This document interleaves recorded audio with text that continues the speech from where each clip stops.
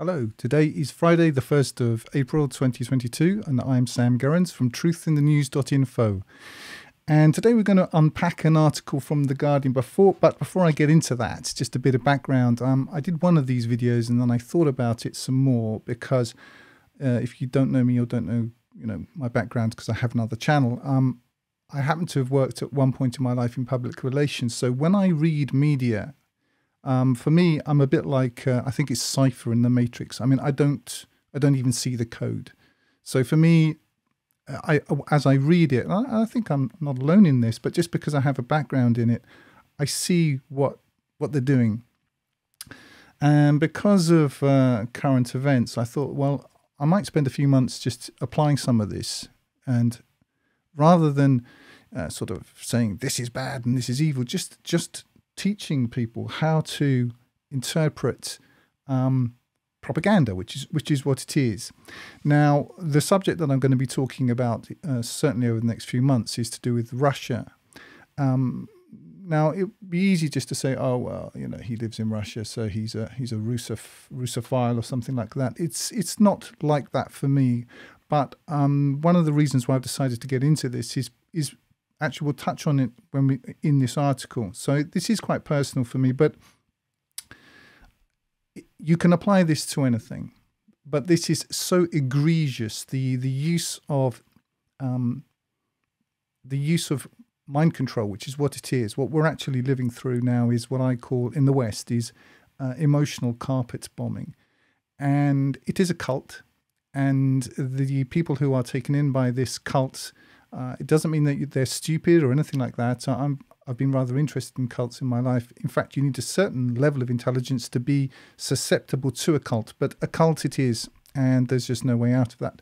However, what I want to do is, I was thinking about how to structure this, because so that it remains interesting for me, because I've done a lot of, if you know my other work, in fact, all of my work over the last several years, excuse me, I'm just dealing with a stray lead here, has been highly academic and so on. And I really wanted to do something that is entertaining, at least for me, because as you'll see, when I set these out, there are only about 8. I've identified 8. Maybe I'll add to it, but there are 8 basic strategies or tactics that propaganda uses. And once you start to understand what they are, you'll just start to do this for yourself, and you won't need to watch this channel. So that's what I'm going to do. And rather than it just me going, oh look, this is this and this is this, oh see, there's another one, I thought I would see if I could make it slightly entertaining. And the way that I'm going to do this, well, you'll see. I'm going to use some visuals, and I'm also going to use some sounds, and we're going to access the channel, the genre of Scooby-Doo, James Bond, all kinds of different things, in order to try to make these points. But also some of it's going to be visual. Now, you may notice that I'm now in black and white. Well, the reason for this is very boring, but there is actually a lot of technical stuff that I'm learning and an issue with the system that I'm using. So I'm trying to keep system resources to a minimum, but also I want, and because this is going to be quite intensive, as you'll see as we go along, but also to keep it a little bit visually distinct from my other channel. Anyway, I think what we'll do is just jump into it. I didn't sleep at all last night. Literally, I was awake all night setting this up. The system is a bit kind of quirky, so if it all collapses, I apologize ahead of time. I've done my best to make this work. Now, there are 8, at least I've got these in this system, 8 basic tricks that propagandists use. And the article I'm going to be looking at today is actually a few days old, but it doesn't matter. You could pick any article, and it certainly in The Guardian, The Independent, or any of the so-called more serious English newspapers, and they're all exactly the same. And there are reasons for this, which we might get into. But this one is a few days old, but it doesn't, as I say, it doesn't make any difference at all.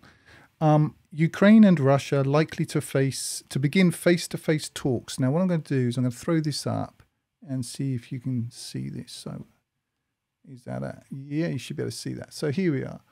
I'll put this over here. So Ukraine and Russia likely to begin face-to-face talks on Tuesday. So that's the title of it.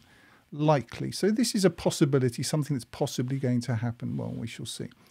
What I'm going to do is just read, and then we're going to stop off, and I'm going to introduce you to some of my sort of helpers. So the tagline reads, officials on both sides play down hopes of major breakthrough in Istanbul ceasefire negotiations. We'll cover what this is doing in the sort of in the bulk of the article, but let's sort of just jump in here now. I'm going to read the first paragraph, and then we're going to break it down. And just by way of backstory, I'm not necessarily picking on these particular journalists. It happens that I know one of them. In my life in public relations in Russia, I happen to know, to come across one of these people in my work. So I know precisely, the cut of the jib of the type of person, but it doesn't make any difference because pretty much anyone who works in journalism now, in mainstream journalism, is totally compromised. So you could choose anybody. I'm not particularly picking on these particular people, and I will be picking on other people because they all do it, and you'll see once we get into it. So let's just read. Ukraine's neutrality and the status of contested areas in the east could be on the table in ceasefire talks due to start on Tuesday. But with Russia's invasion largely stalled, Kyiv will make no concessions on territorial integrity, officials have said. Okay, so that's the background. And let's kind of pick this apart and see what it's saying really. Now, Ukraine's neutrality, well, what does that mean? Ukraine's neutrality. Now, this is one of the things that I'm talking about here. So I'm going to just pull this up. There are basically 8 things, and we'll get into them as we go. Now, this is number 7. This is assumed conclusion or gaslighting. So there we are. So for assumed conclusion and gaslighting, we're going to bring in the number 7. If I could only get inside that brain of yours and understand what makes you do these crazy, twisted things. So this is gaslighting. Now, the fact is that Ukraine is a client state of the US. So when they're talking about Ukraine's neutrality, Ukraine's not neutral. The fact is that Ukraine is simply not neutral. Ukraine is dependent 100% upon the US. That's the fact. So if it said Ukraine's as a client state of the US and then continued, that would be factually correct. But to use the word neutrality here, neutrality is an idea that we all have, a bit like democracy, is something which is implicitly valuable. But what does it really mean, neutrality? I mean, there are types of neutrality. Austria is militarily neutral, so it's Switzerland. But that's not the case in the case of Ukraine. Ukraine is entirely dependent upon the arms supply from somebody else and is in the thrall of another, well, actually the CIA. So neutrality is an entirely incorrect word to use here. And this falls into the category of gaslighting. It's an assumed conclusion. It's also appealing to certain types of values. And we'll have a lot more of that as we go. So Ukraine's neutrality and the status of contested areas. Now, contested areas, this is an interesting idea. This falls into, I think, number 4. Let's see if we can get into that. Yes. This is misapplication. So here we are. Now, I'm going to introduce you to this character I came up with. This is Maria Gonzalez. Maria Gonzalez has just managed to crack her boyfriend's telephone and seen what's really been going on all the time. And so she's found out now what the actual context of what she thought her relationship was. And Maria is going to be introducing us to things of this kind. Now, when we're talking about context, what's the actual context? These are not contested areas. I mean, these are areas in which there is a war right now, but there's a whole context leading up to this, the Donbass, which was agreed by Ukraine, a special status for these areas in the Minsk Accord. That's the context which Ukraine then unilaterally decided not only not to honour, but went on a killing rampage under the aegis of its suzerain master, the United States, and murdered 14,000 people in the Donbass region. That's the backstory. That's the fact, okay? So it's not that they're contested. Well, I mean, they are contested, but this is a very particular way of presenting this.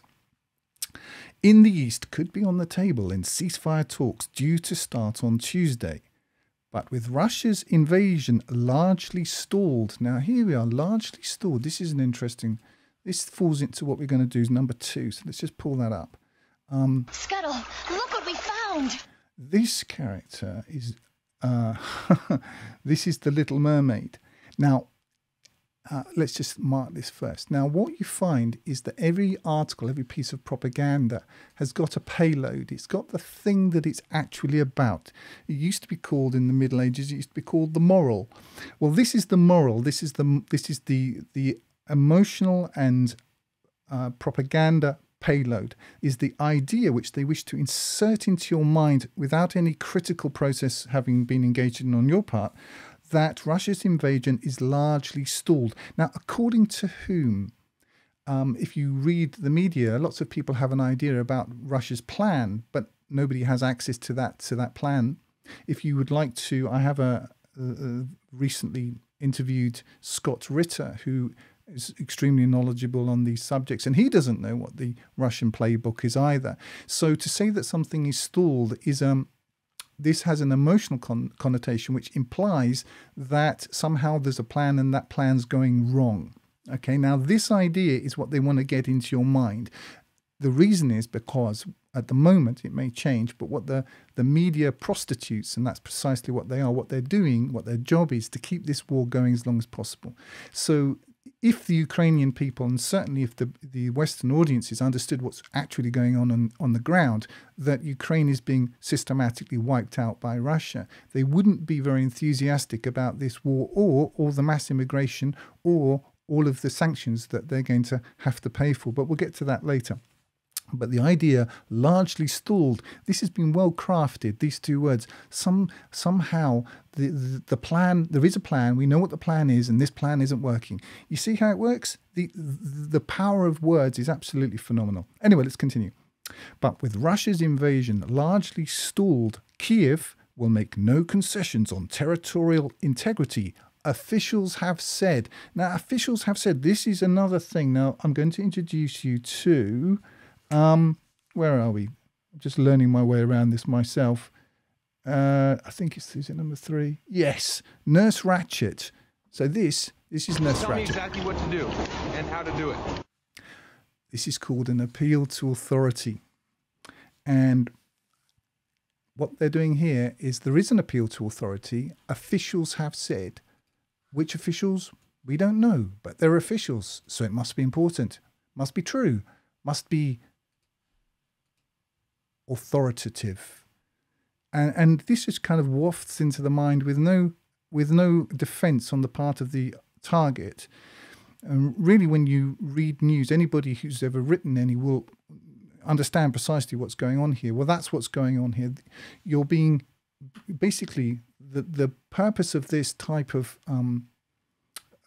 informational pabulum is to circumnavigate any intellectual processes that you may still possess in order to deliver into your nervous system, this is where we get the word triggered from, deliver into your nervous system a set of assumptions and feelings about something which are not based in any sort of logical process. Because if you apply logic, then it all falls apart. And that's what they want. So let's continue. We've managed to get through the first paragraph. There's loads left to go. As negotiators arrived in Istanbul for their first face-to-face peace talks in more than 2 weeks, both sides played down the chance of a major breakthrough, and a senior US official, okay, I'm not even going to bother hitting this one, we know what that is, said Vladimir Putin did not appear ready to compromise. Now that's an assumption, is it not? And he did not appear ready to compromise, but the bit I want to hit here is here, as negotiators arrived in Istanbul for their first face-to-face peace talks. Now, that's an interesting kind of construction, given the actual circumstances. And the reason for this is that this is obfuscation. Now, this is not a negotiation, in case you don't know. First, I'm going to introduce you to my good friend Zoe, who will be representing obfuscation or misdirection, simulation, appearing to do something one is not, or other attempt to deceive. And that's number 6. So here she is. Add me as a friend. So this is Zoe, and this is really her kind of her background. And anyone who's ever been a young man looking for and considered Zoe as a girlfriend will know exactly what I'm talking about. It's all about obfuscation, simulation, kind of keeping you on the hook, but not really committing to anything, implying things that not really going to happen. What Zoe's helping us to understand here is that this is not a negotiation. Okay, a negotiation implies some sort of give and take between two equally matched parties. This is not the case. The actual case on the ground is that Russia has defeated the Ukrainian army, and the only things which are going to be discussed are precisely the terms in which Zelensky, if he manages to, can stay alive and head up some sort of government which will then have the legitimacy to apply precisely what Russia is going to have done. And those things will include, as a matter of, as a sine qua non, denazification, which means the dismantling of the entire system of Nazification, which has been paid for by the West and implemented under the aegis of America and is now being supported by sanctions from the West, and demilitarization, which doesn't mean taking away the military of Ukraine. It means taking away its ability and to attack Russia, which is what it's been set up entirely with that purpose. So if that's a negotiation, well, I think you have a rather loose interpretation of that word, but we'll come across this again, I think. A senior official has said, so it's the same thing again. Let's just carry on. And Vladimir Putin did not appear ready to compromise. Well, compromise again, you see, this is another way of trying to make it sound as if this is some sort of equal exchange. It's not. Vladimir Putin is basically, his entire interest in this process is, I think, to try to help Zelensky not get killed by his own troops, especially that Nazi contingent, in order so that there is some sort of legitimacy left. That's it. But if that doesn't work, he'll work with that reality. But that's basically what we're talking about. Anyway, let's continue. In the view of, let's see if we can find this, where are we? In the view of Ukraine's foreign minister, Dmytro Kuleba, a ceasefire was the most his country could hope for from the talks. We are not trading people, land, or sovereignty, he said. Now, here we are, a ceasefire. Now, this isn't really a ceasefire. What this is a defeat. And again, this is obfuscation. This is a sort of misdirection. And I think we can certainly leave Zoe up there because she really manages to rule the house on that one. Anyway, let's continue. But the fact that the two sides were meeting at all was seen as a sign the dynamics may be shifting, and suggestions from Kiev that Moscow might be more flexible after failing to encircle the Ukrainian capital and force the government's early capitulation. Okay, so the first, the fact that the two sides were meeting at all. Here we are. This one. Now, this is clearly number one territory. What's actually going on? How are you doing? Now, I've got to play this one again. I didn't really introduce her properly. This is Karen, and Karen is getting a call from a scammer. Let's go again. Hold on, perhaps we have to go back. Hello, how are you doing?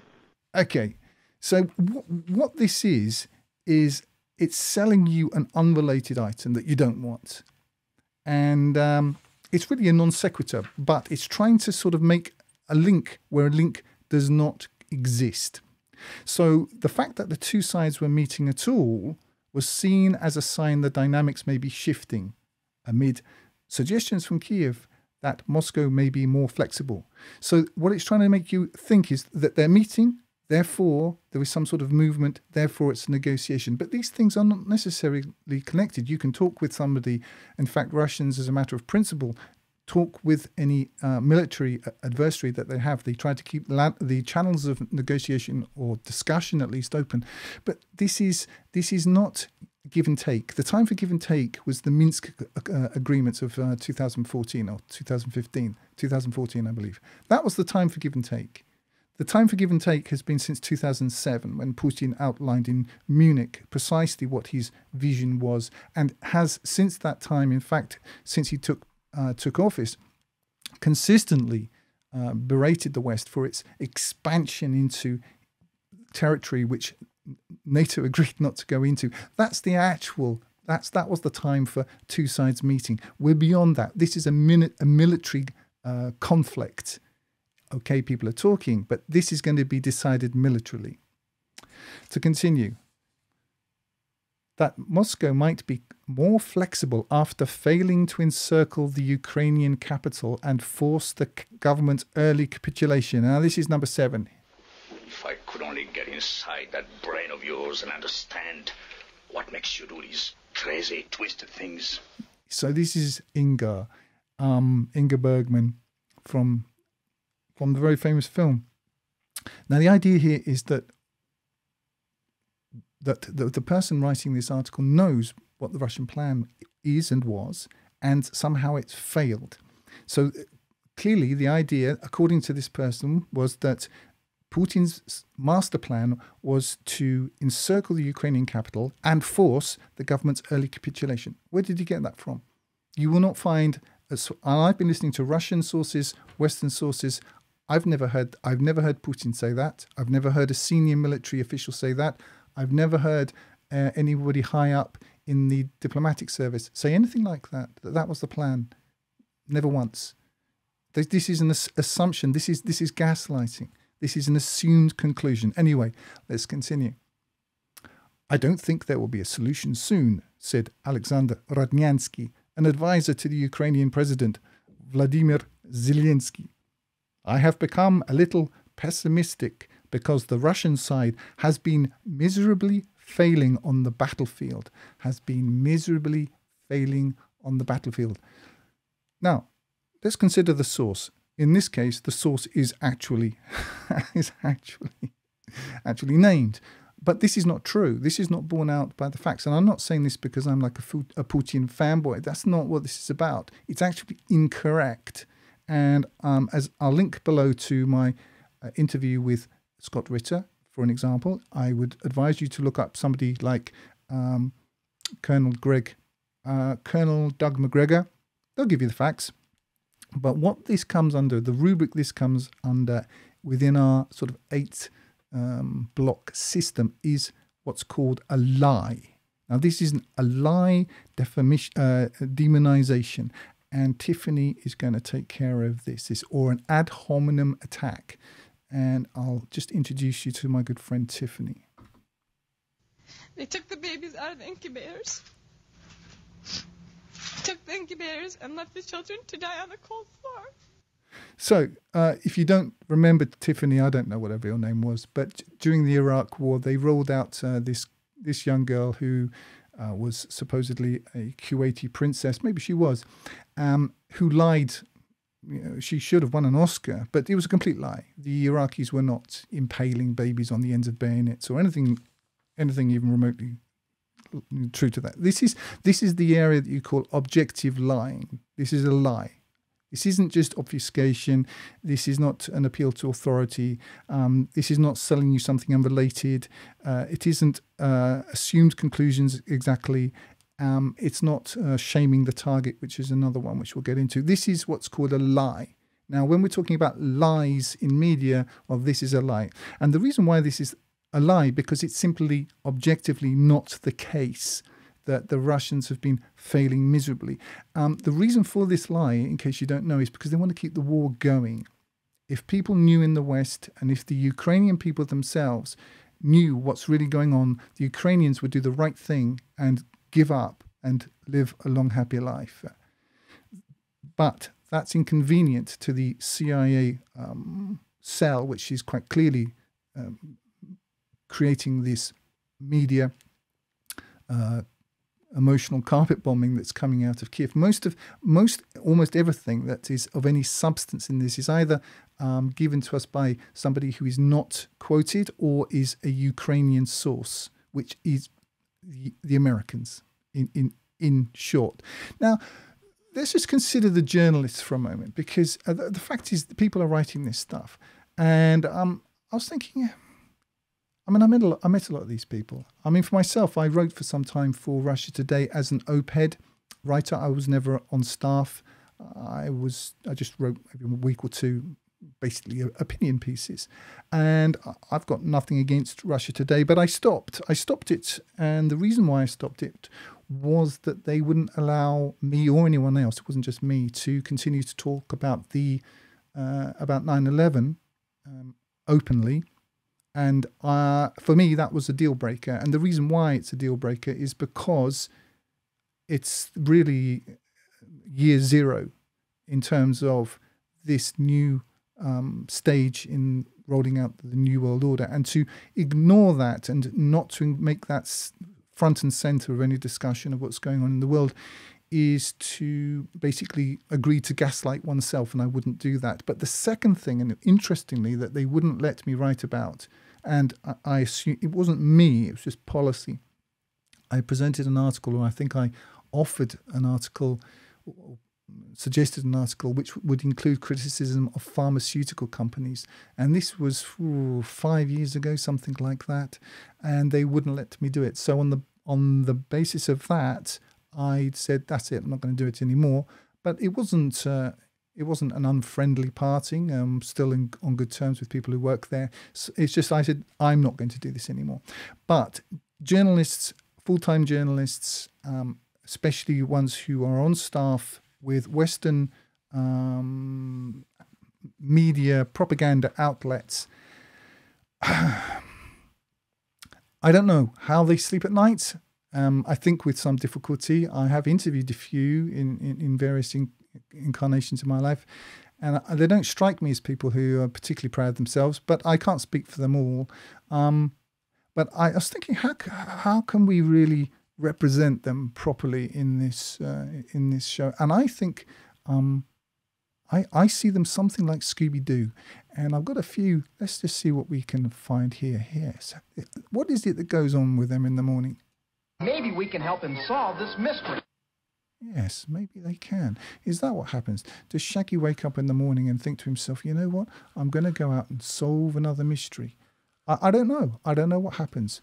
Let's see what we can find, yes. But no, what really happens is this.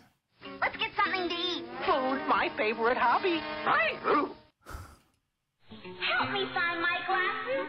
Yeah, help me find my glasses. Indeed.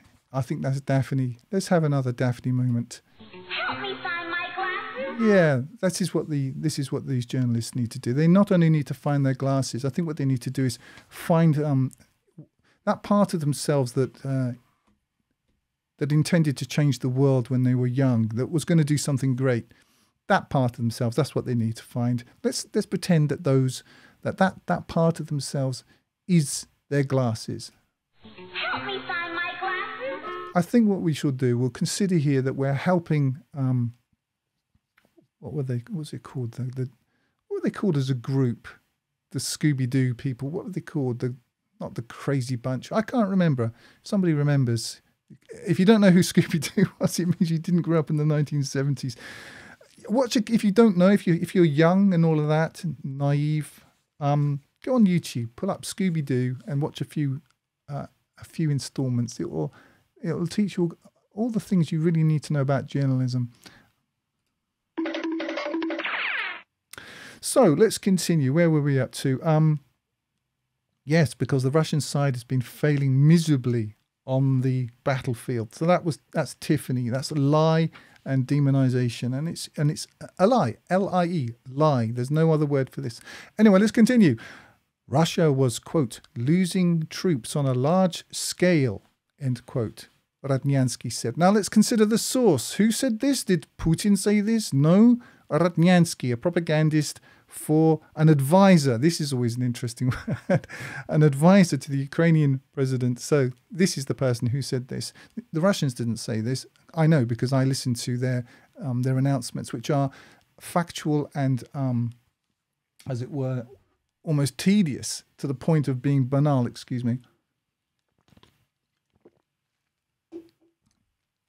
They're more like an accounting procedure than anything else. But no, we're going to take it from Ratnyansky that he knows precisely what's been going on here.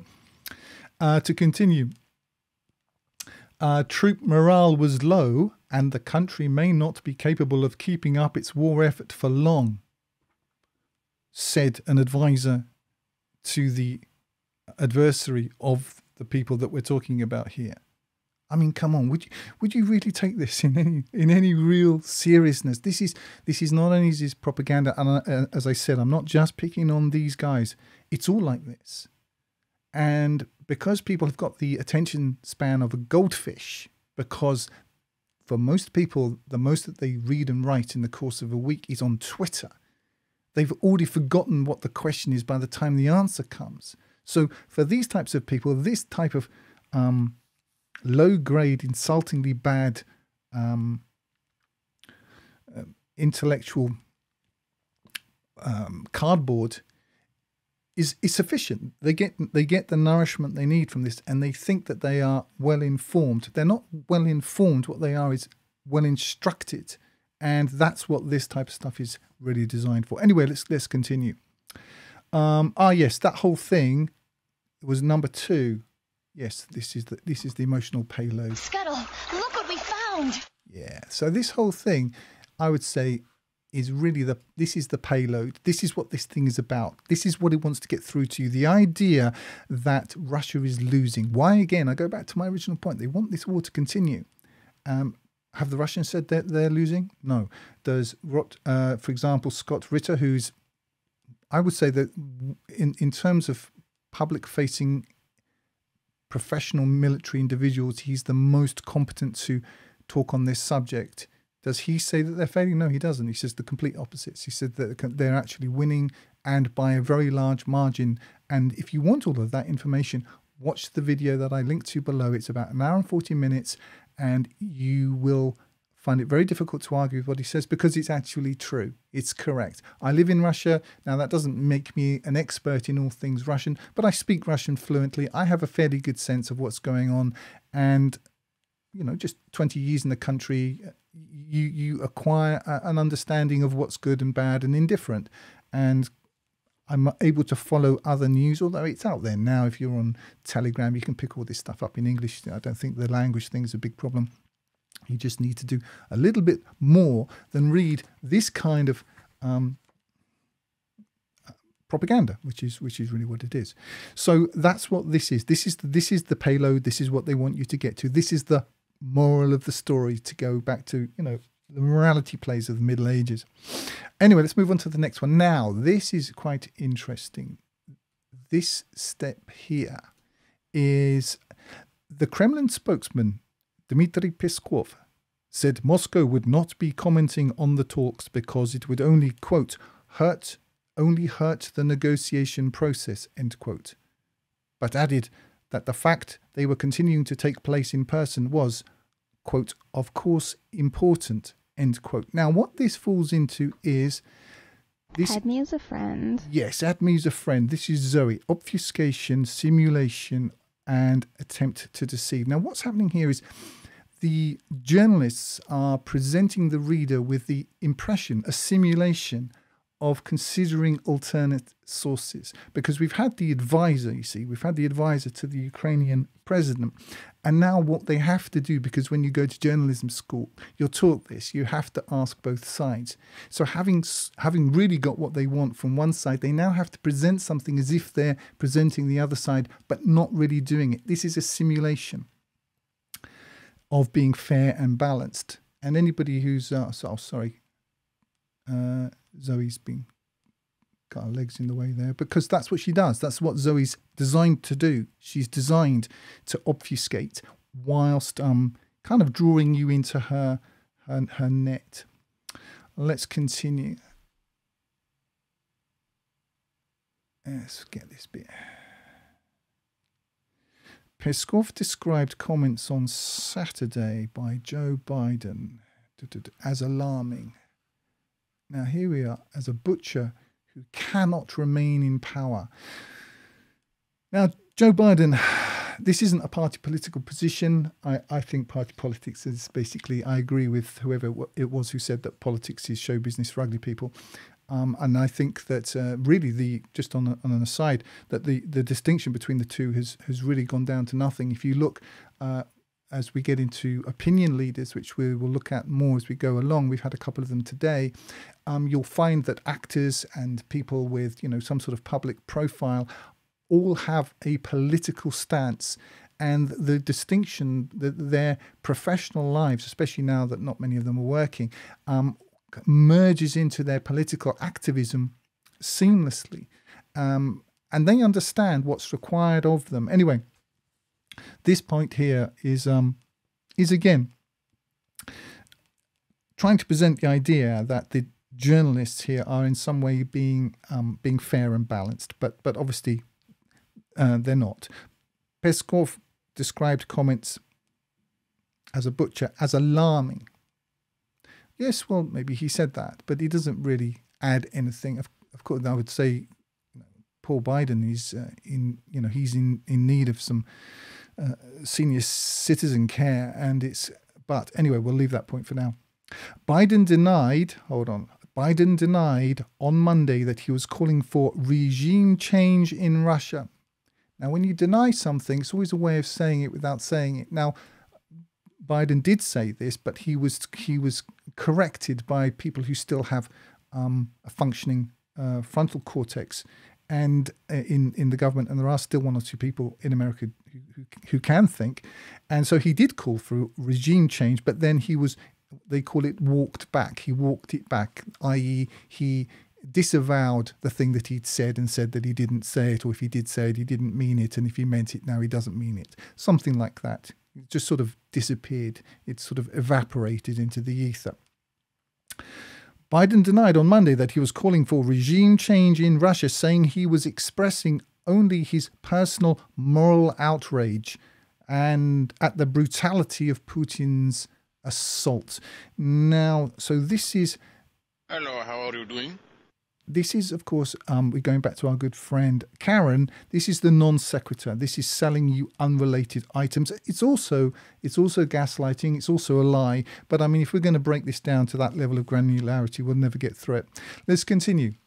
Ukrainian and Russian negotiators have been in a near daily video contact.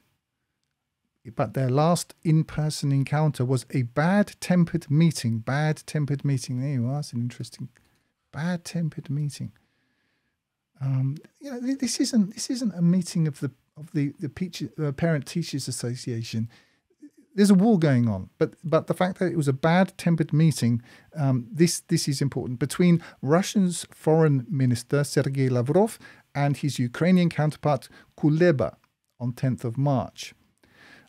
They want you, what they're doing is they're assigning to this some sort of moral value that it was bad-tempered. And they want you to still to understand this as some way on an equal footing. And the reason they're doing this, the word that gets this through to you is negotiators. So the negotiation's going on, you see?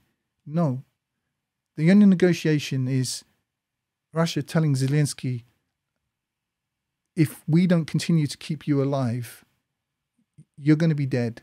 We want you alive to head up the government, which is going to look something like Belarus, and we will solve your Nazi problem, we will solve your military problem, we will solve what has become for you your NATO problem, and we'll solve your personal security problem. This is what you need to sign. If that's a negotiation, I suppose you could call it one, but it isn't. Let's move forward. Okay. Ukraine's chief negotiator, where are we? Ukraine's chief negotiator said his team were working as normal after it emerged that 3 people involved in talks on 3rd and 4th of March, including the Russian oligarch Roman Abramovich, or Abramovich, I think is how you say it, who reportedly lost his sight for several hours, and a Ukrainian MP experienced symptoms consistent with poisoning with chemical weapons. I mean, we could just spend an hour just unpicking just this one bit. But let's just hit the main points, okay? Consistent with poisoning with chemical weapons. Now, consistent with poisoning, there you are. Who was this? They took the babies out of the incubators. Took the incubators and left the children to die on the cold floor. Yes, it's a lie. And more than a lie, it's gaslighting and several other things as well, but we can't really get into it. The fact is that chemical weapons, there are chemical laboratory facilities in Ukraine. I've heard figures as high as 30. All of them were paid for and run by America. Now, this isn't a conspiracy theory. You can find this online. Victoria Nuland admitted as much, and she not only admitted it, she was under oath. Under oath. Now, her phraseology is slightly different from what I'm using, but this is the fact. She was under oath, and she understands what that means. That these things have legal consequences. She was under oath. There was no question that there are biological research facilities in Ukraine run by the United States. Now, what this is doing is it's trying to somehow, firstly, distance you from an emotional attachment and proper response to that fact, and to insinuate into your mind a lie, which is that chemical weapons. I suppose this is closer as well to yes, I would say Maria Gonzalez. Yes, missing context. And that's the missing context that I've just presented you with. Anyway, let's continue. With its forces held up by stiff Ukrainian resistance, heavy losses and mounting tactical and logistical problems, Moscow said last week it was shifting its focus to expanding the territory held by pro-Russian separatists in eastern Ukraine. Now, this is several things. Firstly, this is non sequitur. They're trying to sell you unrelated items. Hello, how are you doing? But it's also Scuttle, look what we found.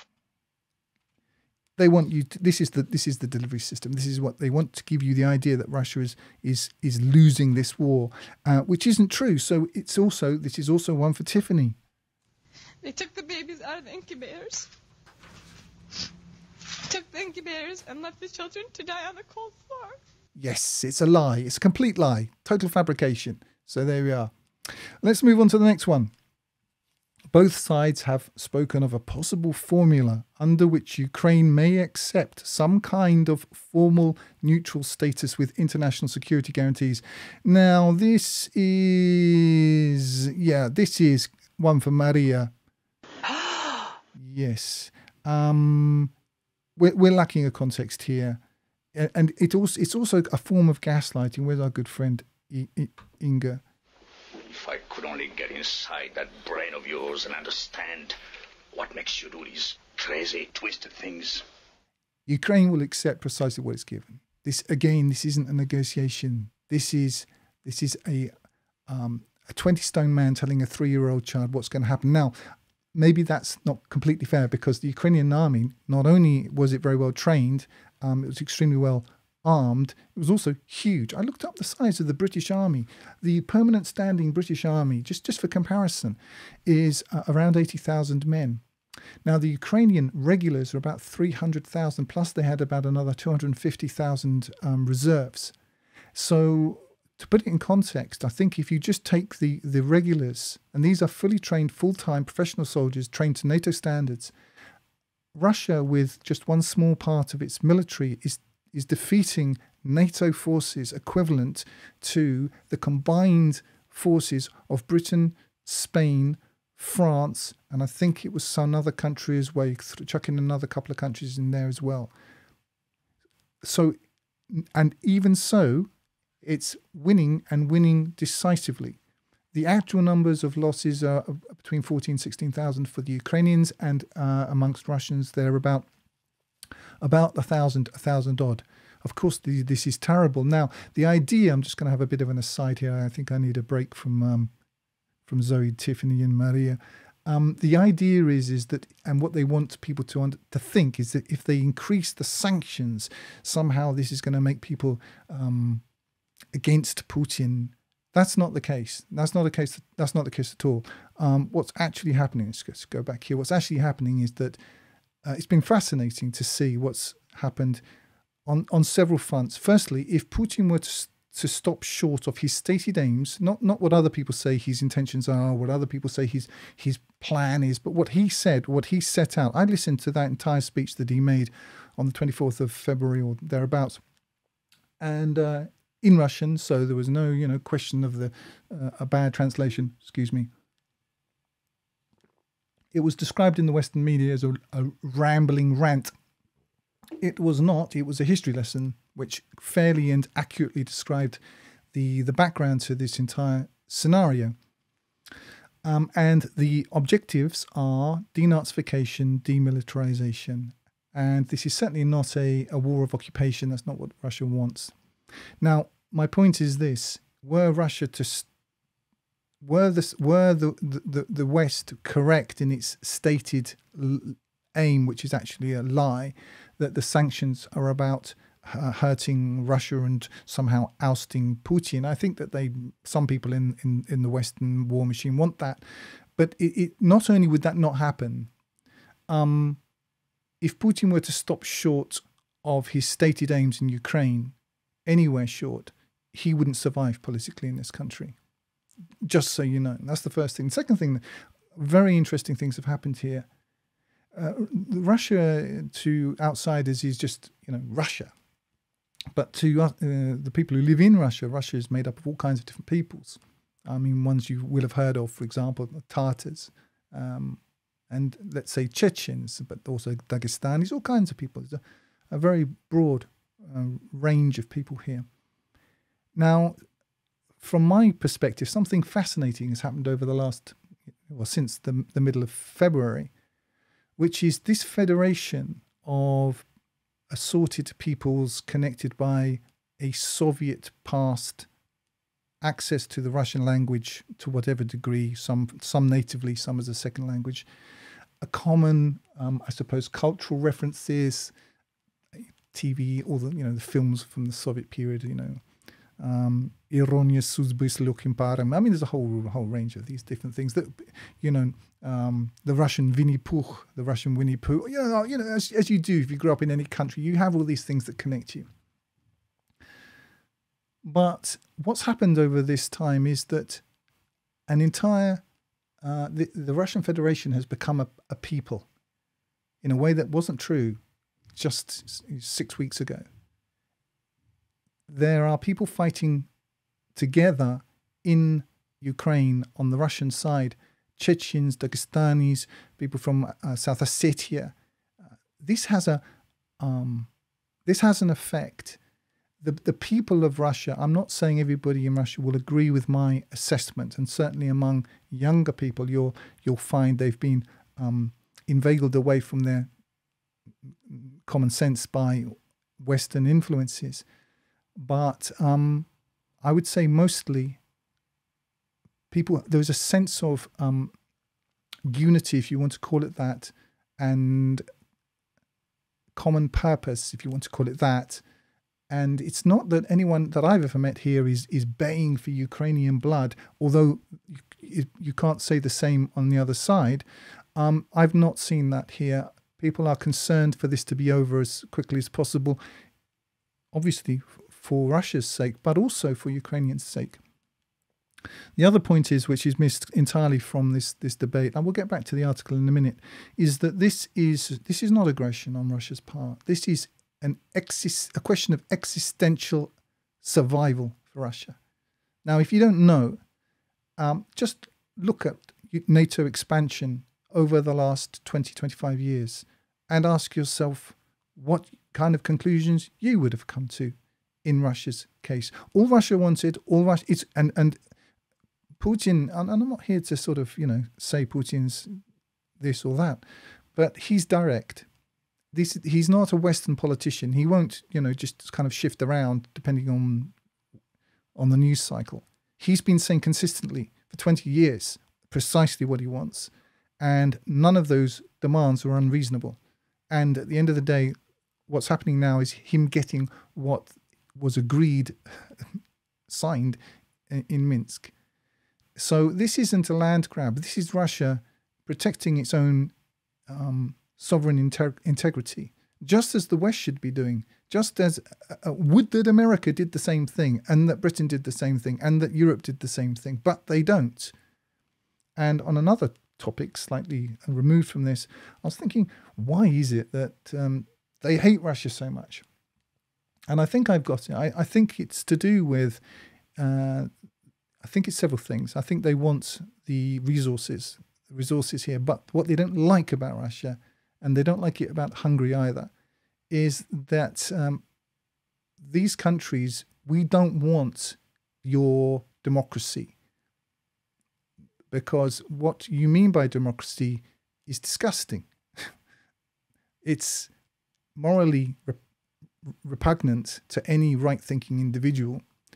And what's happened is that in the West, the idea of some sort of mathematical calculus whereby people put an X on a ballot. Okay, let's say that that's a valid process, but this has been connected with a system of moral turpitude enforced under the guise of tolerance, and we don't want it. We don't want it because it's disgusting. And I don't think most normal-minded people, and there are quite a few of them left in the West, they don't want it either. But that's what they really don't like about Russia, that Russia has its own traditions, it has its own religion, it has its own history, and it doesn't see those things in a kind of a morally relative sense. In Russia, I'm not Russian Orthodox, but and Russian Orthodox is not the only religion of Russia, but it is predominantly Russian Orthodox insofar as Russians have a religious outlook. And as somebody who lives here, you respect that because this is the status quo. What Russia doesn't want is moral relativism, cultural relativism, because that's not diversity, that's homogeny. That's everybody being turned into a very malleable and useful paste with no culture, no history, no traditions, no sense of oneself, which is what's happened, well, certainly to the indigenous European peoples and in America, the American people themselves, but to everyone who goes there. It doesn't matter where they come from. Sooner or later, they lose whatever it was that made them interesting and to use the word, diverse. So diversity is not diversity. We have real diversity here in Russia. I live in a Tatar environment. It's half Tatar, half Russian. And there is a definite difference between the way Tatars do things and the way Russians do things. I'm happy with that. I think Russians are happy with that. Tatars are happy with that. There is no imperative to submit to a whole system of completely insane postulates under the guise of being something that nobody wants to be. And that's what the West means by democracy. And Russia, in that sense, doesn't want democracy. And I think that that's really why people don't like Russia. Anyway, let's jump back into, after that little aside, we'll just carry on. I can't remember exactly where we stopped, but we'll just carry on. Okay. Scuttle, look what we found! Wrong button, but it'll do.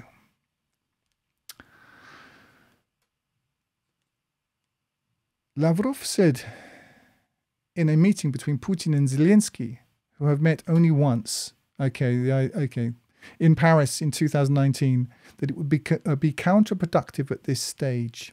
So, but added that one would be needed, quote, as soon as we are close to resolving all key issues, end quote.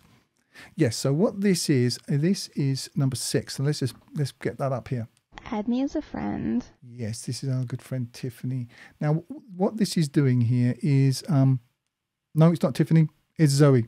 It's obfuscation and simulation. And what they're trying to do is they're trying to make you think that in some ways what's going on here is a fair and balanced presentation of the facts, because they've already talked to these people in Zelensky's government, and now we're going to talk to somebody from the Russian side. But as you'll notice, if you look carefully, what's actually happening is the moral payload is entirely coming from the Ukrainian side, and what the Russian side is being quoted as saying doesn't really mean very much, and is being presented in a light which supports the guiding narrative. And the guiding narrative is that there is some sort of parity between these sides in terms of quote-unquote a negotiation.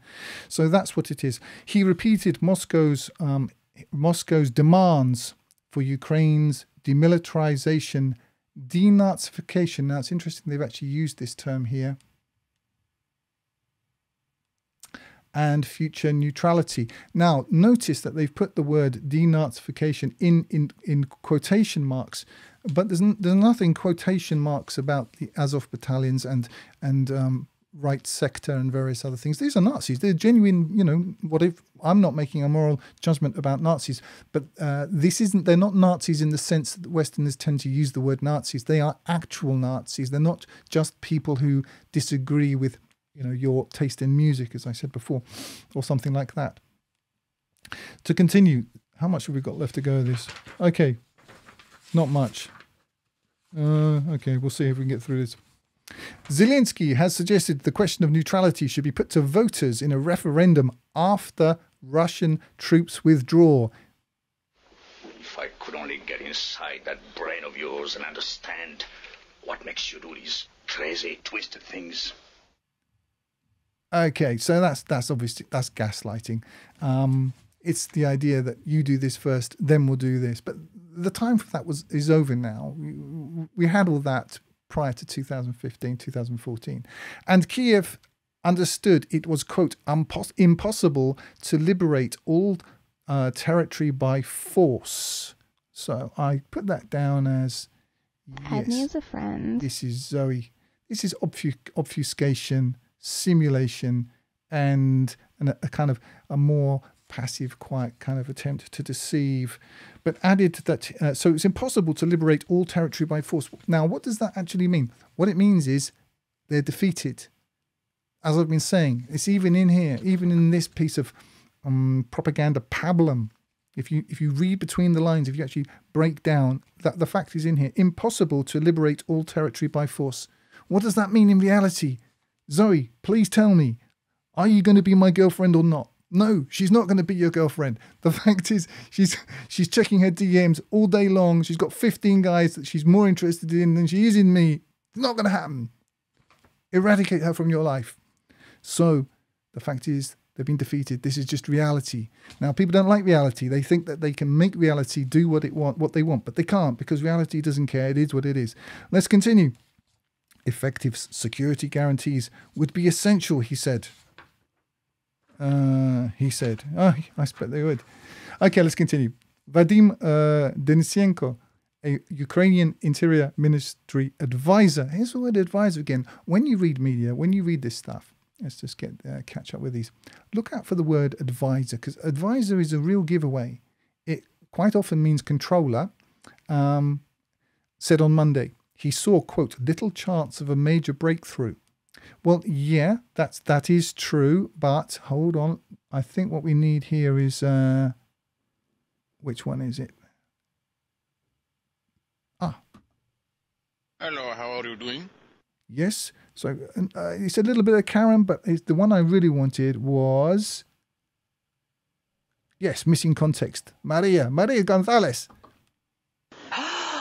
Yes, and the missing context is what? The missing context is that there's going to be no major breakthrough because this isn't a negotiation.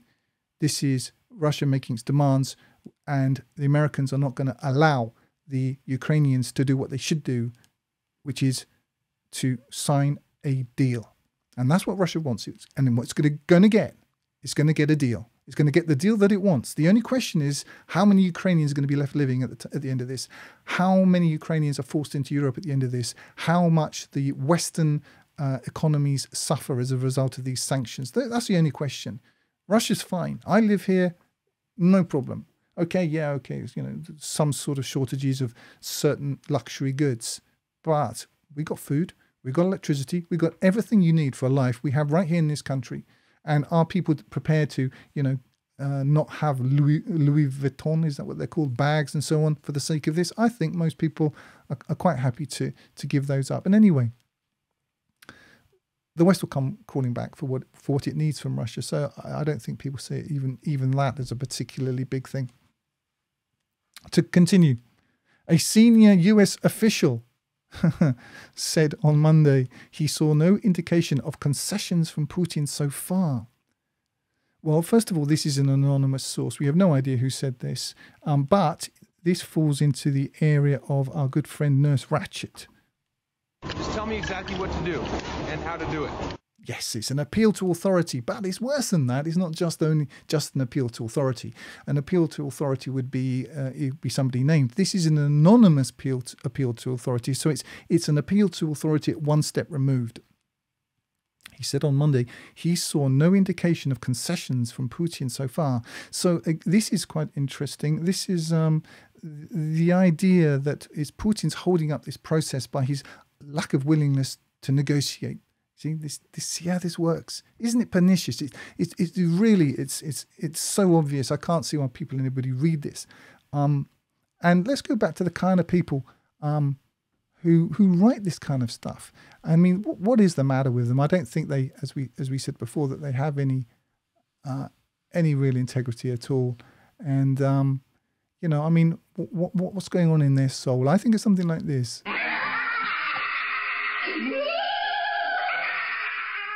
But they have to simulate finding stuff. So I don't know what happens at their meetings, but I think, they have to kind of tell themselves that they are actually journalists. I think we found ourselves a clue. But when it comes right down to it... I'm so scared. I wish I had a ham sandwich to calm my nerves. I like this one. Like Zoink Scoot, I think she's got an extra chromosome. Oh, dear. Looks like Daphne wants to scare up a couple of new boyfriends. Yeah, well, they scare off everyone. I don't think they have any boyfriends or girlfriends. I think they just spend their time miserably making up this stuff. And the reason why I'm attacking this, the reason why I'm taking the time to do this, I'll just go back to my other one. A bit of an aside here. In fact, let's take this down a little bit. Yeah, is because this isn't... I mean, I have other things to do. I've got other things I'm really interested in doing. I don't want to spend an awful lot of time on this, but I am going to spend some on it because this isn't innocuous. This isn't just amusing or just funny or just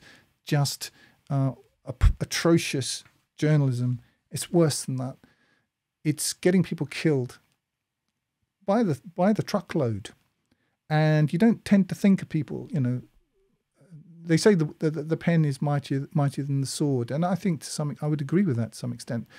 So let's start holding people accountable, and at some point. But in the meantime, if you just hold on in your mind to these 8 categories, you can apply it to everything. You can apply it to TV news. Films are different. I mean, just as an aside, as a side gig, I wrote, I don't know, maybe 150, 200 different film reviews. It wasn't my job. It's just something I did and got paid for that I enjoyed doing. And I've studied film and how it's constructed. I'm just very interested in how propaganda works. Now, the way most people watch a film and the way I watch a film is completely different. A bit like if a chef goes to a restaurant, he's going to see things that, I'm just not going to see. But when you've when you analyze a film, you see that it has a moral payload. It assumes its conclusions. I'll give you an example of Goebbels, who was very influenced by Bernays, who wrote Propaganda, who was Freud's nephew. What the propaganda in the Third Reich did, it didn't make films about the glories of the Nazis. It didn't do that. What it did was it made romantic films or adventure films and so on a backdrop of a glorious Third Reich.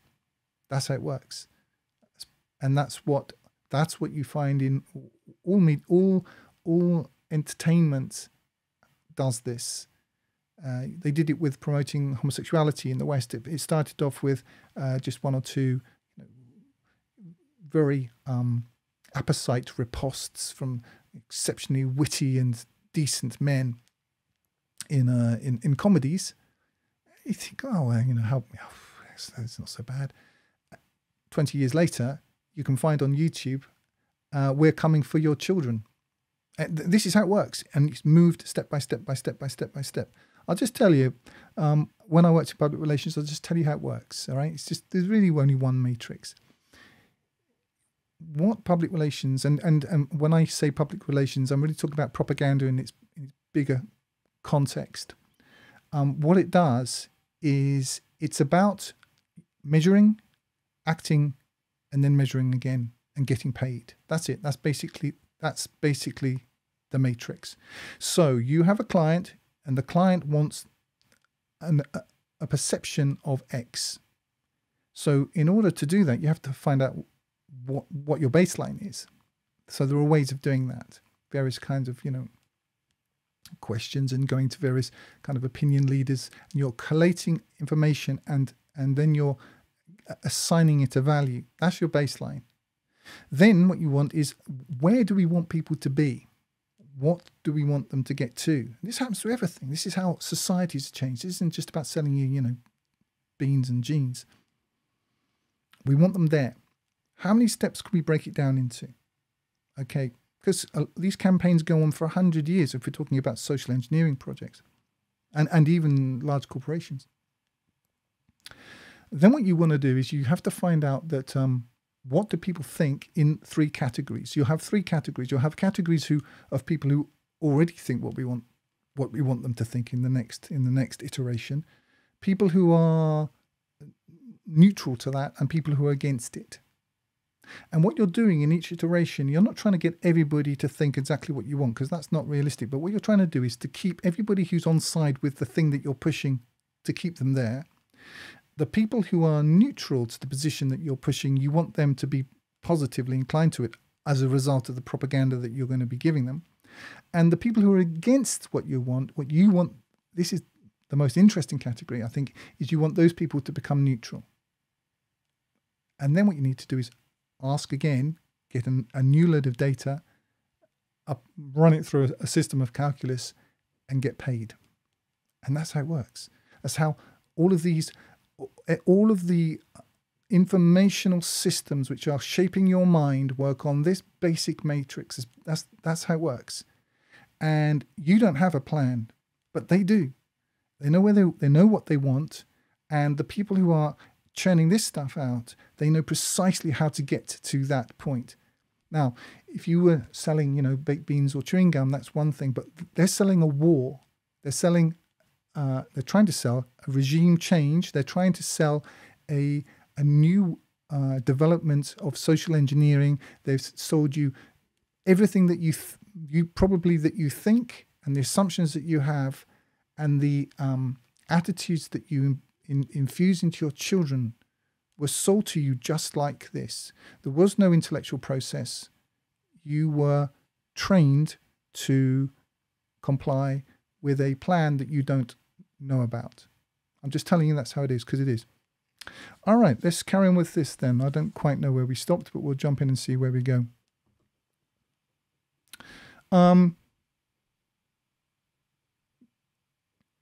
So how far are we going trying to offer him off-ramps that undercut the sovereignty of Ukraine and the decisions that Zelensky would have to make, I don't have a good insight for you. So this is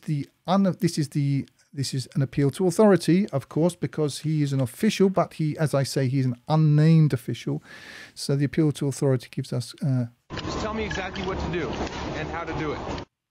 But the statement is very well crafted, and it gets well into the realms of, I would say this is really Ingmar Bergman territory. If I could only get inside that brain of yours and understand what makes you do these crazy, twisted things. So it's a lot of assumptions in here, and I'm not going to pick them out right now because I'd like to get through this. How long have we been going? Over an hour. In an interview with The Economist, Zelensky said he did not think Putin visualized in his own mind the same Ukraine we see. Now, this is speculation. Hello, how are you doing? Speculation and trying to connect unrelated things. Why is it important what Zelensky imagines Putin visualizes in the current situation? It's not important at all. To continue, he sees Ukraine as a part of his world, his worldview, but that doesn't correspond with what's happened over the last 30 years. Now, this is an interesting statement, and in a way, this statement contains a certain measure of truth.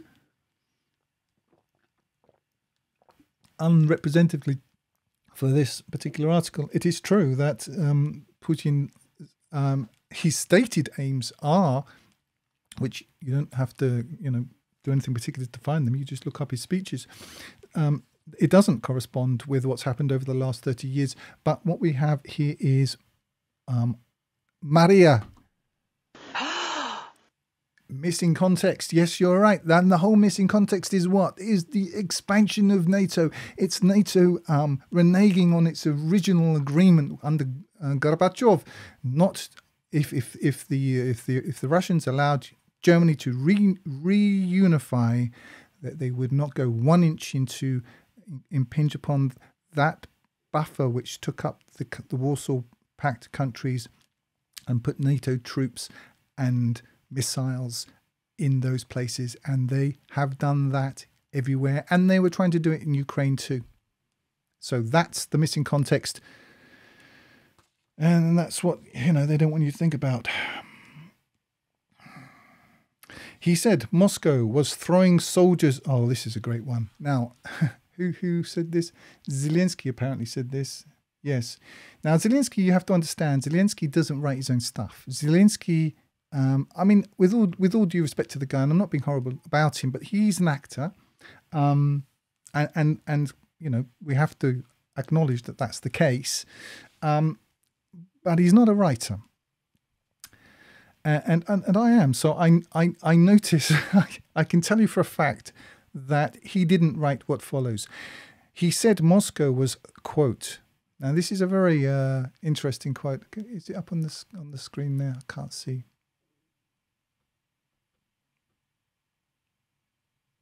No.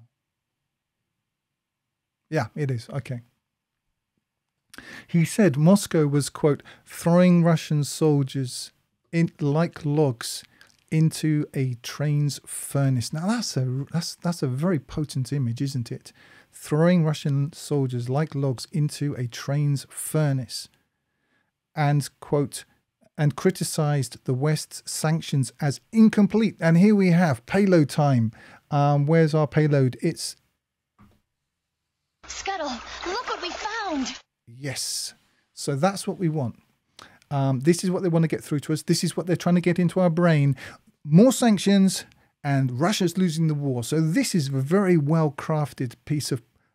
It's called messaging. In propaganda terms, it's called messaging. It's going, this little kind of needle is going to get into your mind. It's a double-pronged needle, which makes it even more hard to manage, because it's fixing you in two places, and it's very difficult to move. But that's what that's doing.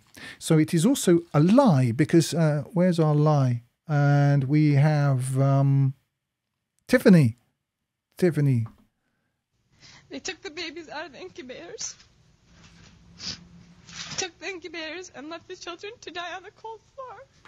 So it is a lie because this isn't what's happening to Russians. And so it falls into the category of objective lie. All right, we've got one page to go. We believe in victory, he said. Well, okay, well, nice for you. Where we got? We believe in victory. It's impossible to believe in anything else, Zelensky said.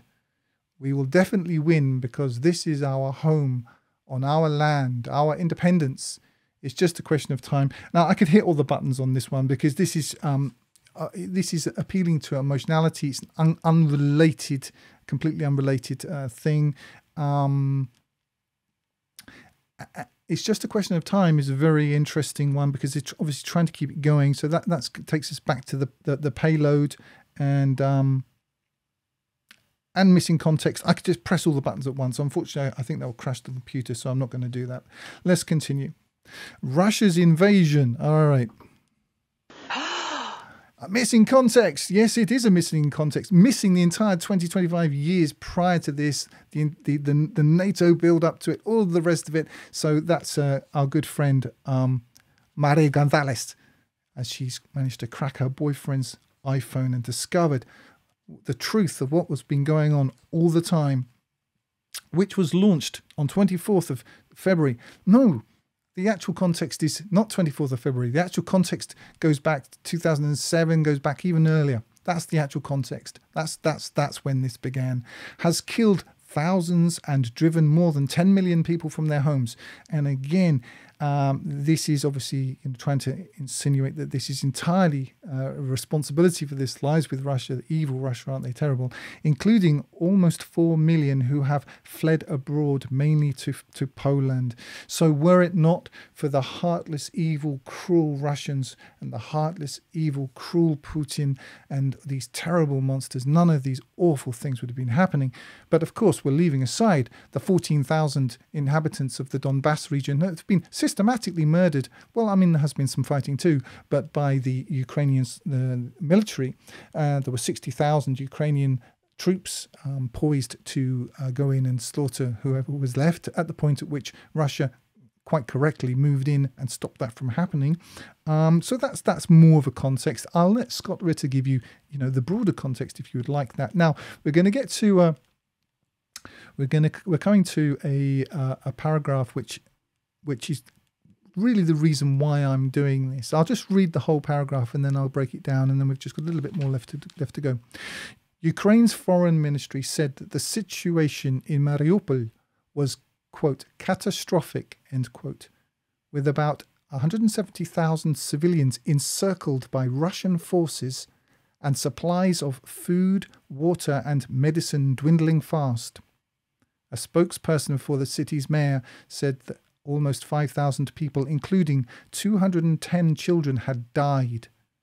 France, Greece and Turkey are hoping to launch a mass evacuation from the devastated southern port city within days. Now, we'll come back to this, but I'm going to just hit this point. It was Russia's handling of Mariupol and the fact that they are being so unfairly lied about, criminally lied about, that has really pushed me to do this.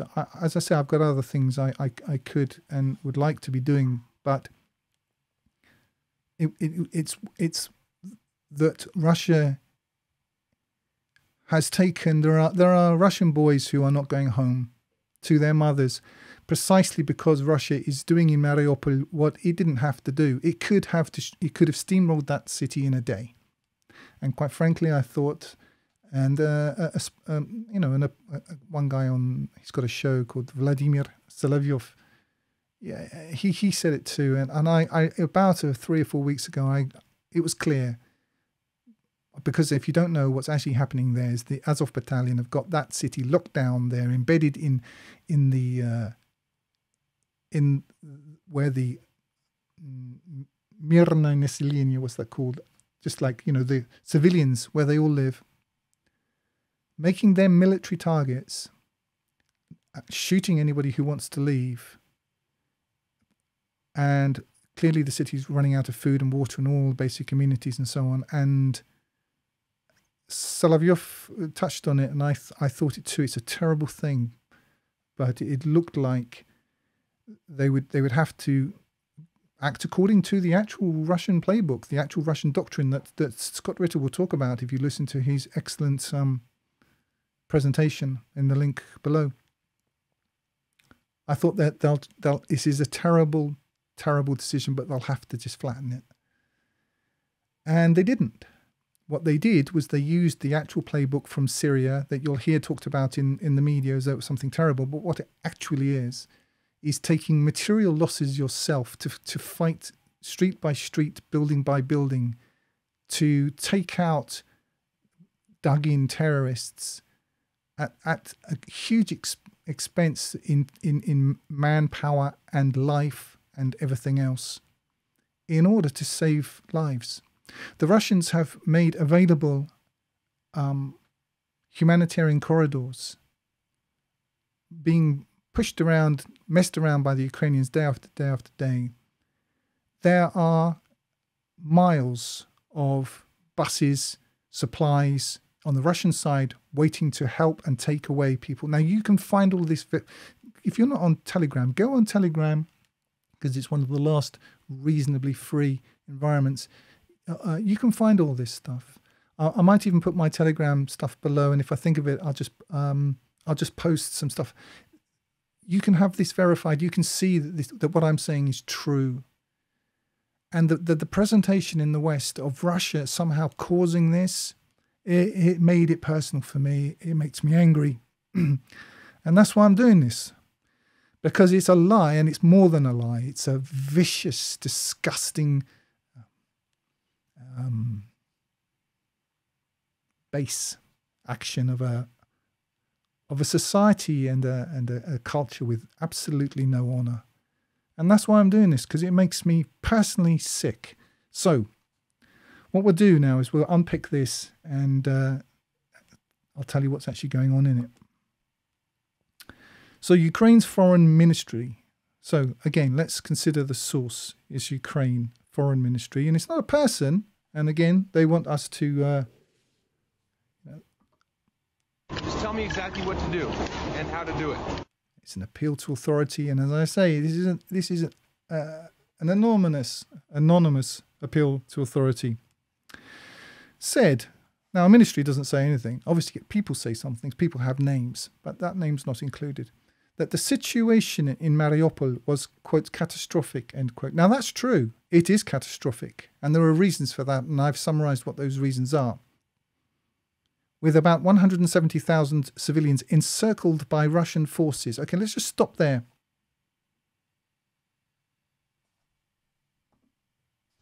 They took the babies out of the incubators.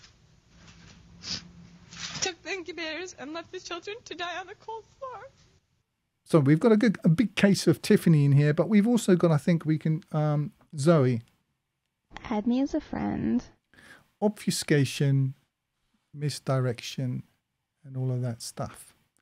So that's what it is. Now, that's true. It's true, yes. They are encircled by Russian forces. Russian forces doing precisely what I've described, and trying to save people. And this is all proof. I'm not making this up. You can, if you just spend 10 minutes, you can find that this is absolutely correct. Yes, they are encircled by Russian forces, but those forces are trying to help them and get them out. It's precisely the Azov battalion which are killing these people and preventing them from leaving. And that's what people like these gentlemen who made this so-called report, they know this. They know this. But they're working for, well, I really don't know how they sleep at night. I'll be honest with you. I'm just looking down. Yes, I mean, what did they? I don't know how they live with themselves. It looks like we found ourselves another mystery. Yeah. So, I mean, what do they do? I mean, what's the process? But I think it goes something like this. A shaggy snack? Yes, it's a pot pie with pizza crust, anchovies, pepperoni, cherries, and all in a mint chocolate sauce. I'll do it. Okay, that's what happens. I think that's basically what happens. Yep, we'll continue. Encircled by Russian forces and supplies of food and water and medicine dwindling fast. Yes, they are. That's true. But look how the sentence is constructed. It doesn't say that the Russians are doing it, but it implies it very heavily. And that's how this works. A spokesperson, again, hold on, where are we? I'll learn these buttons eventually. A spokesperson. Tell me exactly what to do and how to do it. Yes, anonymous but authority for the city's mayor said almost 5,000 people, including about 200 children, had died. Now, I'm going to introduce you to Julie, who is our last image person here. And this is the last of the 8 kind of major strategies that are used to shape your mind. And here she is. Oh, you're a very bad man. It's called shaming the target. Now, the idea is if you in any way question anything that's been presented here, you are in favour of the deaths of 210 children. Now, no one's in favour of the deaths of 210 children, but what this is about is connecting an emotional, making an emotional connection between the facts as presented here, the deaths of 210 children, and the moral rectitude of Ukraine and the total contempt in which every right-thinking person should hold Russia. And that is only possible by totally representing the facts as they actually are and engaging in this level of shameless propaganda, which needs to be exposed by people who understand it. I'm not the only person who understands how this works. All right, we've only got a bit left. Yes, including 210 children had died. Now that's Mario Gonzalez. Yes, killed by whom? Killed by precisely the people that are not mentioned in this paragraph. And this is applying, this is impugning and imparting to the people who have done everything, losing lives to try to save the inhabitants of this city, imputing to them the worst and basest of motivations and actions. And that's why I'm doing this. To continue, France, Greece and Turkey are hoping to launch a mass evacuation from the devastated southern port city within days. Well, that's very nice of them, but the fact is that Russia has been there every single day, taking bullets, getting shot at, having their young men murdered and killed, precisely because they are providing this humanitarian corridors, many of them, and the Ukrainians, I'm not going to get into the details of it, but they are preventing that from happening. All right, let's continue. Ukraine's economy minister, we actually have somebody named Yulia Sviridyenko. It's not a Russian name. Sviridyenko. It's very Ukrainian. Said on Monday, the invasion, there's that word again, and I think it's a fair word, had so far cost the country nearly $565 billion in terms to damage to infrastructure. Yeah, well, again, I think we are... Oh. Just tell me exactly what to do and how to do it. So, yes, we've got appeal to authority, but we've also got missing context, because there's no discussion here of why this actually happened. Lost economic growth and other factors. And it goes on to talk about roads and so on. Yes, I mean, it's a very small little oasis of some sort of fact in this otherwise sea of shameless mind manipulation. Ukrainian forces went on the offensive last week. Here we go. Pushing Russian troops back in areas around Kiev. Now, we don't know what Russia's strategy is as regards Kiev. If you listen to Scott Ritter, he will, I think, give you some very good ideas on what's really going on there. And again, this is to do with the payload. And the payload is... Scuttle, look what we found! Yes, what they want you to think. They want you to think that Ukraine can win. Ukraine can't win. Ukraine has already lost. It lost a long time ago. But the longer this goes on, the more people die. the more Ukrainians die, and the more Ukrainian infrastructure is damaged, the more Ukrainian the inhabitants of Ukraine are forced to go and live in other places. So that's what's actually happening, and there is a reason for that. And if the Ukrainians just did the right thing, which is to sign a piece of paper as dictated to them by Putin, and they can all have a nice life. But people like this, who write this kind of stuff, keep this kind of crime going. Russia's armoured columns are largely bogged down. Now, that's an interesting word, bogged down, with trouble resupplying and making little or no progress. So that is... They took the babies out of the incubators. Took the incubators and left the children to die on the cold floor.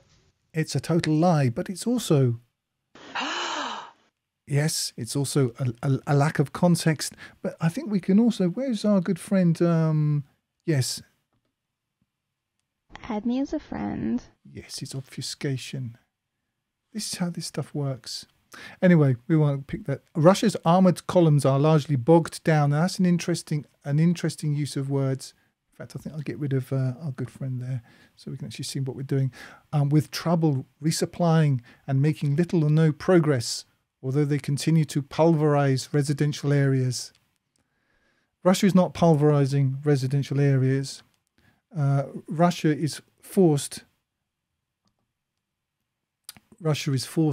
to fight this kind of war that I've been talking about, taking great loss to itself. It could pulverize residential areas. It could do what America did in 78 days of bombing Yugoslavia, Serbia specifically. It could do what America did in its destruction of Fallujah with phosphorus weapons. It could do all kinds of things, but it's not doing those things. What it's actually doing is taking a different route and taking material losses to its own forces in order to do that. It's the only pulverizing of residential columns and residential areas is as a result, and I'm not saying there aren't, the occasional kind of rogue elements as you get those in any army, but, as a matter of policy is actuated by the fact that the Ukrainians are embedded in civilian areas, which makes whatever building they're in a legitimate military target. That's the actual context. That's the context that our good friend Maria is not getting. She doesn't have this context. Well, she's getting it now because she's cracked her boyfriend's telephone.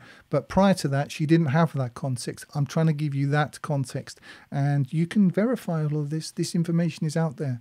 I'm just trying to teach you how this works. And it doesn't matter whether you read The Guardian, The Independent. They're all the same. Which of the the Wall Street Journal, the Daily Mail, they're all the same. They're all the same. Sure, some of the language is a little bit different here and there. But the basic, if you learn these 8 blocks, these 8 strategies, these 8 techniques that I'm sort of summarizing here, you will understand all media, and you'll see that it's all the same. It wears different clothing, but it's dancing the same dance to the same music. And whoever pays the piper calls the tune.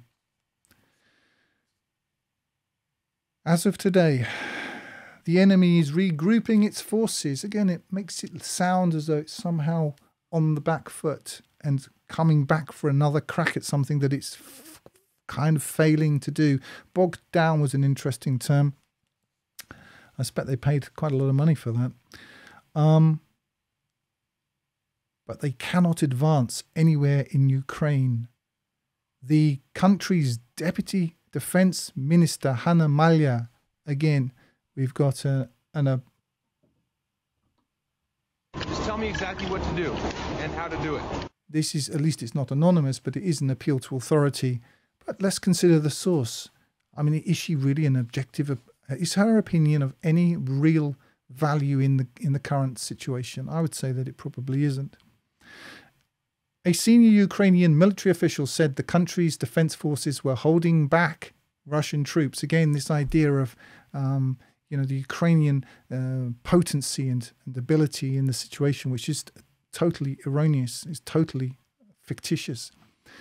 Trying to break through from the northeast and northwest while in the south they were focused on defending the cities of Kiev, Rih, Zaporozhye, and Mykolaiv. This is the entire article. I wanted to get through it all so that you had some kind of understanding of how this sort of thing works. If people like this, I'm going to do more of these, but I have to include my good friends. I have to keep the girls in this because otherwise it's just going to be too tedious. As I say, I get this without even thinking about it. I don't even see code anymore. All I see is, unrelated item, payload, appeal to authority, missing context, demonization, simulation, gaslighting, shaming the target. That's all I see when I look at media. I don't even see the rest of it. I just assess it on those terms, like a chef who knows about food. I unfortunately, it's one of the things I know about. I know how this sort of thing works. But I'm going to keep the girls involved in this because I think that they help make it more visual, and I hope that at some level it's worth doing this because eventually, as you listen to media and you read stuff, you'll just realise, Tiffany, that's Zoe, Julie, The Little Mermaid. It's childish what they're doing, but people don't analyse it. But this is what they're doing. In a case like this, Shag and Scoob did exactly the right thing. Yeah, what did they do? Well, I think they ran away, didn't they? This is what, unfortunately, the journalists are. We assume that they're in the business of finding truth, but they're not. What they are is they're paid hacks. They're prostitutes. They're working for money, and they will write anything. They know exactly what's required of them, and they will just churn it out by the bucket load. And do you kids still want to stay and help me tonight? It'll take more than a silly superstitious curse to scare us off. That's how they like to see themselves. They like to see themselves as somehow intrepid, but they're not intrepid. They're not intrepid at all. What they are is servile, supine, and without honour. And if you look at this article up, I'll link to the article as well below. Every few words, you get this. It's the Russian thing, you see, and it's all very sinister. Yes, comrade. And it really relates to. I was thinking. It's if you look at James Bond, excuse me. I think these archetypes are really. They're put into everything. I really like these ones. Leave that. Let's go. Let's stay. Sit on that box. Hands on your knees. Come on, move. Why is that bomb on the tray? You should be more concerned about getting out of here alive. I am more concerned about an atomic bomb exploding on a U.S. Air Force base. You surely can't be inviting a full-scale nuclear war. What happens when the U.S. retaliates? Exactly. So, I mean, this is in everything, okay? And once you start becoming alive to it, unfortunately, you won't be able to enjoy films or any sort of media of this kind again because you now know the secrets. You know how it's made. So, anyway, I'm going to wrap this up. If you enjoy this, if you think that there's a place for this sort of thing, let me know in the comments. I'm not trying to sort of build up a huge following or anything, but this takes a lot of time to do. But if you think it's useful, then I'll keep doing it, at least for a while. We'll see how it goes. Anyway, thanks to everyone for listening. I am Sam Gerrans from truthinthenews.info, and this show accepts no advertising, nor is it affiliated with any government or company, and its content is copyright free. Truthinthenews.info is supported entirely by voluntary contributions, so see truthinthenews.info if you would like to help keep this boat afloat. Remember to subscribe and turn on notifications to get the next thing the moment it happens. And in case you haven't worked it out, the reason why I'm doing this and tying this to a particular website is because I have to plan to get banned. That's on YouTube, at least.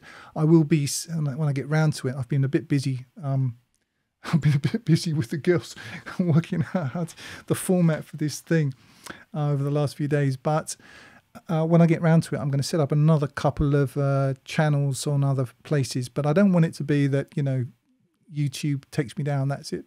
My entire life disappears. No. What I want people to do is to cut up bits of my videos, download them. In fact, I'll put some links as well, if I think of it, to places you can download this.